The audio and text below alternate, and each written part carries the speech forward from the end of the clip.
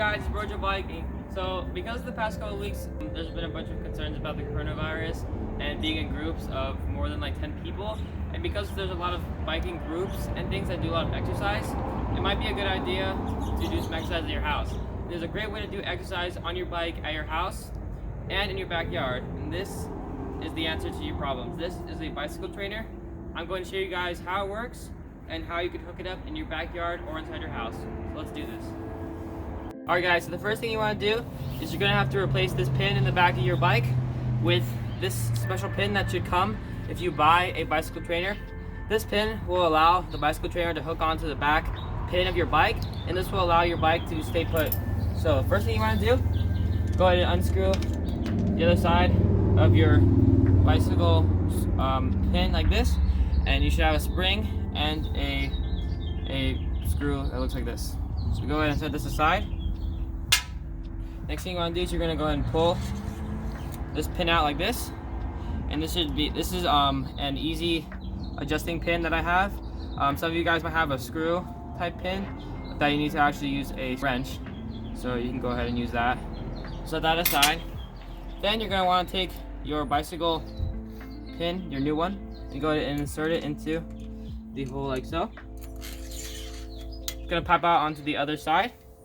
Then you're going to take your spring and your new other side of your bicycle pin, and you're going to go ahead and put both of those on the pin. It should pop out on the other side. Go ahead and screw it on. And once you have it on where it is a little bit tight, then you're going to go ahead and use this lever here to tighten it up. And you want to make sure that the pin is not too tight, because then you might bend your metal of your bike. So go ahead and make sure that it's a little bit tight, and use the lever here and like that. And there should be a little bit of pressure on your palm when you press it in, but not too much. If there's too much pressure, then it means you're bending the metal, and that's how you put on the pin. And next we're going to move on to actually putting it onto the trainer. Alright guys, so after you put in your pin, you're going to want to make sure that your tire is straight. So just go ahead and lift it up and spin it. And if the tire is straight and not moving side to side, that means you put in the pin correctly. But if it's wobbling, you're going to want to redo your pin. And it should take you another 5 seconds, but making sure your bike tire is straight is the most important thing. Alright guys, so a lot of bike trainers will come with a pad like this. If you're in the inside of your house, you're definitely going to want to use this because it'll keep your floor clean. If you're outside, you might not want to use this, but it's still going to help keep your bike trainer clean. So first thing you're going to want to do, go ahead and lay out your pad like this, and pick a side that you want your front of your tire to be, and you're going to put this block that should come with your bicycle trainer, and this is basically going to keep your bike level with the trainer, because the trainer is kind of elevated above the ground. So go ahead and place this in the middle of your setup. Then you're going to want to grab your bicycle trainer. Go ahead and grab it. You're going to want to bring it to the back section of your mat. Go ahead and straighten it out. And that's going to be the basic setup for your trainer. Next, I'm going to show you guys how to put your bike onto the trainer. Alright guys, so now that you have your setup here all done up, you're going to want to go ahead and put a strap on the front of your bike tire so that it doesn't move around while you are training. You don't have to always do this, but it helps out with stability. So you're going to go ahead and just use some sort of strap that you might have in your house. This is actually a strap that I have for my bike nook, which is a device I use to store my bike. So it's going to go ahead and keep the front tire from moving too much. As you can see, the bike tire is secure. So after this, you're going to go ahead and want to put the bike onto the trainer. Alright, so after you have the front tire into the block, you're going to go ahead and move this up, the back of your tire up. Go ahead and align it with one of the sides here of the bike trainer so that the tire is right in the center of the trainer. Then you're going to go ahead and use this little lever here to move this pin into position. You're going to go ahead and secure the bike like this. And once the bike stops wobbling, then you're all set.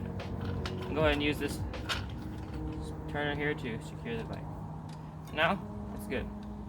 Last step is you're going to want to adjust this block here so that it touches the tire. So you're going to go ahead and use this little adjuster here to adjust so that when you roll this thing here, it moves.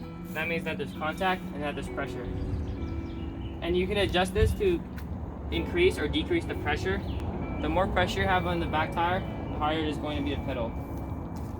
Last thing you need to do, this is a pin to adjust the amount of resistance there is on your tire, and this allows you to adjust it while you're biking. So you're going to go ahead and come to the front of your bike like so, and go ahead and put it on the front of your bike.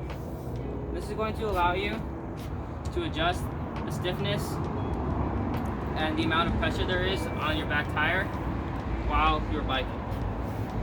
And that's the final setup. So now I'm going to ride it and show you guys how it works.